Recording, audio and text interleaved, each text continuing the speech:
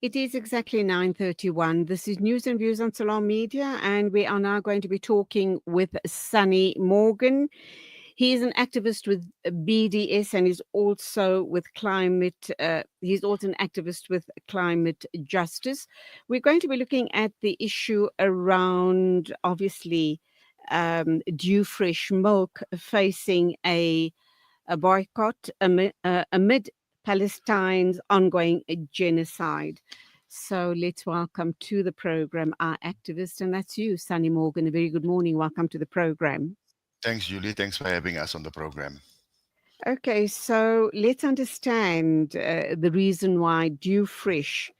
There's been a call to boycott Dewfresh. What is the story here?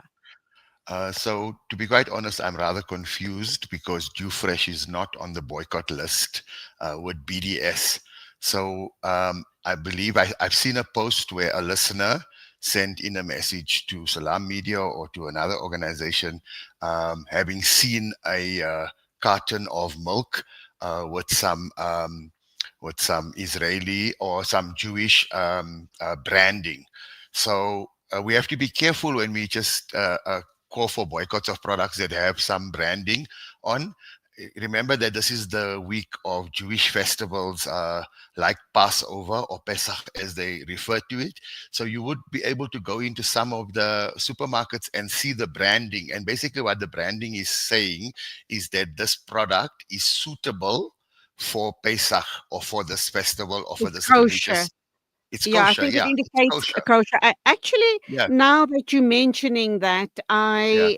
I remember seeing the picture of the carton of Dewfresh milk as well, and I'm Yes, glad we're having this discussion before we all go out and start boycotting yes. a It's product that important. not. Yeah, Yeah. what the branding on there? It was actually a picture of the Star of Yeah, David, which is the and I, national symbol of the Jewish community. It which doesn't mean it's indicates. a. Carry on, Julie. Sorry for No, interrupting you you. carry on. No, so the Star of David is the national symbol of the Jewish community. It doesn't mean it's an Israeli pro-Israeli product. I have a Dewfresh in front of me with no branding.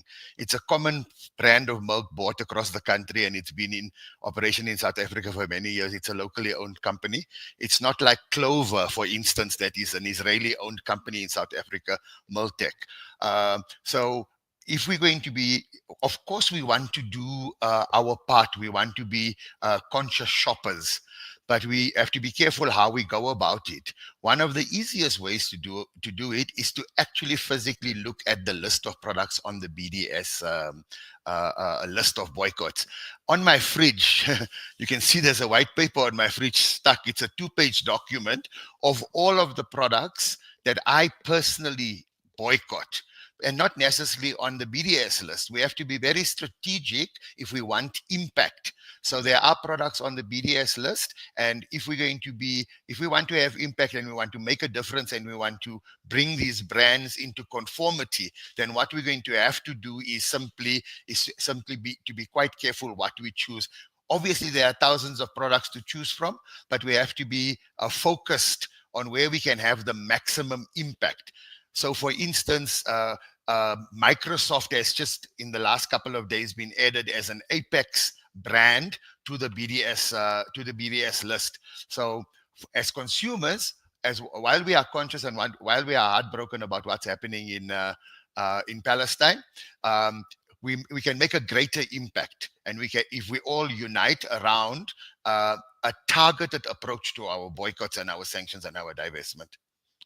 So I know you've been an activist for a very, very long time, and you truly put your money where your mouth is. Good on you, and let's hope and pray that all people supporting, the cause of the Palestinian people and other um, uh, countries in the world that are undergoing all sorts of hardship, oppression, repression, etc., etc. And we salute you for that. Coming back to BDS and the amazing work you guys do, can you confidently say that these boycotts that we talk about are in fact making a difference? Because sometimes, you go out, people go out and shop and kind of almost unconsciously take a product, don't necessarily check whether it's on the boycott list or not, get home, start using the product, and halfway through you realize, oh my goodness me, what have I done here? So let's talk about the impact and the difference that one person and collectively we can and should be making. So let's start at the very beginning. The boycott, divestment, and sanctions movement is a very powerful movement. The movement was established after Palestinians themselves called for international support for Palestine, and the BNC, which is the national international organization of the BDS movement. Calls for this boycott. So, is it effective? Is a very, very big, very important question. Well, you just have to say we can look at Starbucks, we can look at McDonald's, we can look at Nescafe, big organizations that are on the boycott list, and serious impact on their bottom line, billions of dollars being lost through consumer boycotts. Entire franchises, entire countries like Malaysia, in some in the Middle East, they just close down their shops because of the impact. Boycotts and divestment is very effective. Let's remind the listeners that in our own struggle against apartheid in South Africa, one of the pillars of the struggle was international sanctions against South Africa.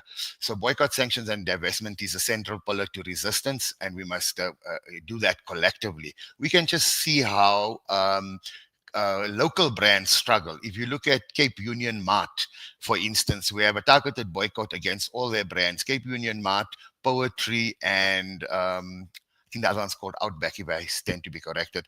But if you go to a major mall and have a look at the stores are virtually empty on a daily basis, and they run specials with discounts as high as 80% on their products. I'm not promoting their products. I'm saying that's how effective our boycott against them have been, and that's because it's concerted, it's consistent, and it's collective. This is the important thing. So to answer your question in a simple way, is it effective? Of course it's effective. If you look at the brands in South Africa, they are always on specials, offering huge discounts simply because they're feeling the impact. Sunny, the all important question then is, when will these bans be lifted? What needs to happen as far as the Palestinian situation is concerned for BDS internationally to say, right, it's now time to lift those bans? The people of Palestine have finally been emancipated. And what do you believe that should be looking like? Well, we are a long way from that process. We have, in fact, the boycott, divestment, and sanctions movement has not really grown to the level where it can do fundamental change, right? It's growing on a daily basis, of course, but it hasn't reached critical mass simply because consumers remain uninformed. It's our job as activists, and your job as the media and the listeners to support it in a much more concerted and bigger way. What is the victory statement? The boycott, sanctions, and divestment movement and the ban on these products will stop when Palestine is free, totally emancipated, and the occupation has ended. And if that's another decade or 2 or 10, we need to be making sure that what must happen is they must feel the financial pinch in all of these struggles around the world. We can, when we if we appeal to their moral authority, we appeal to their humanity, it doesn't seem to strike the right note, and it doesn't force change. But once they suffer financial risk and they suffer financial impact, that is what will bring them to their knees. Ultimately, corporations have a lot of power, because if they see their bottom lines affected, they themselves will come to the table to negotiate or force force Israel and the West and the imperialists to the negotiating table. Let's remind our listeners that when we were in our struggle, it wasn't the political parties that started the negotiation protest. It started around 1985, when local business people felt the impact of the global sanctions movement that made overtures to the ANC in exile, to the resistance movement in exile. So that's what will happen in this case too. We must cripple them economically before they will listen. And you've just made me aware of something very critical indeed.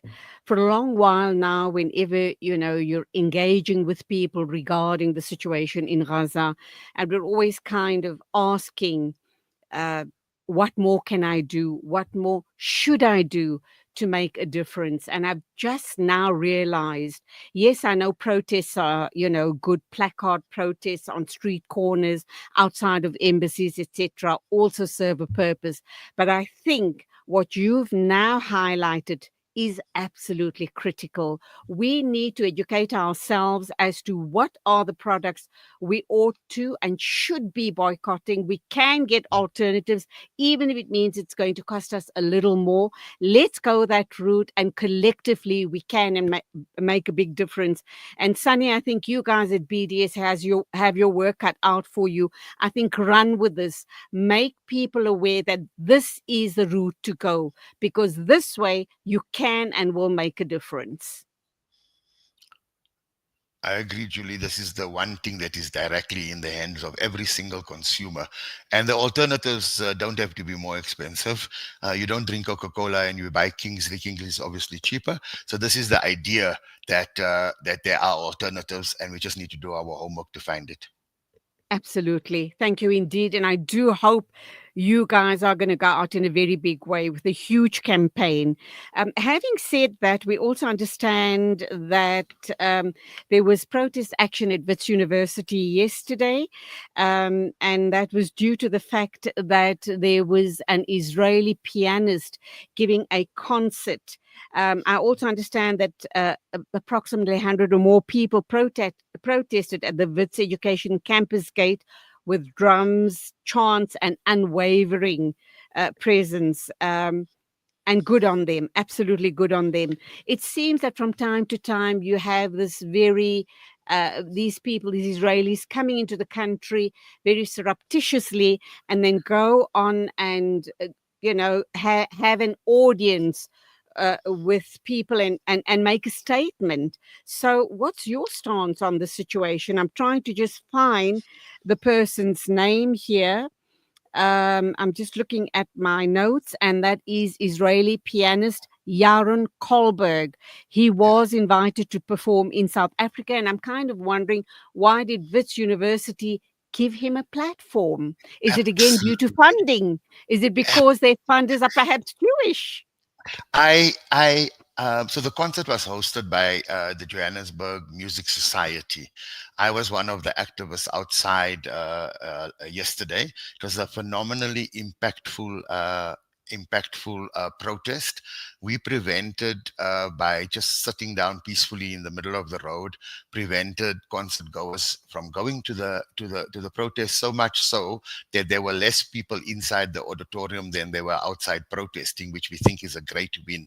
Um, uh, it is very disturbing. And I must say, I'm actually disgusted that Wits University would have allowed their campus to be used. So it's their education campus, and I must say that the Linda Auditorium, which is a popular concert venue, music venue, is on the campus.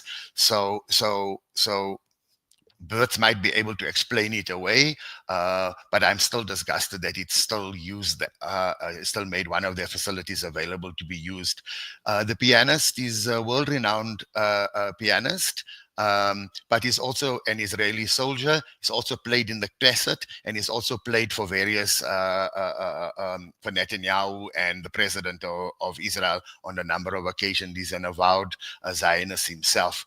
So basically, what we're saying, just as we had the cultural and sports boycott against South Africa, um, one of the BDS pillars is no academic cooperation, no cultural cooperation. This is how the protest will work. It's just not just about the milk carton, but it's also about sharing knowledge between universities. So BDS has called for a academic boycott. It's already in place, of course.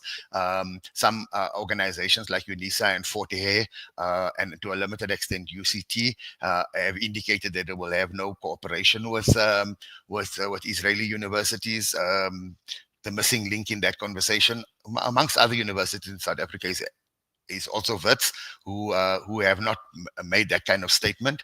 From a cultural point of view, we say that there should be no music while the genocide is on, right? There's no normal creativity, normal music in an abnormal society. We used to have the chant, no normal sport in an abnormal society.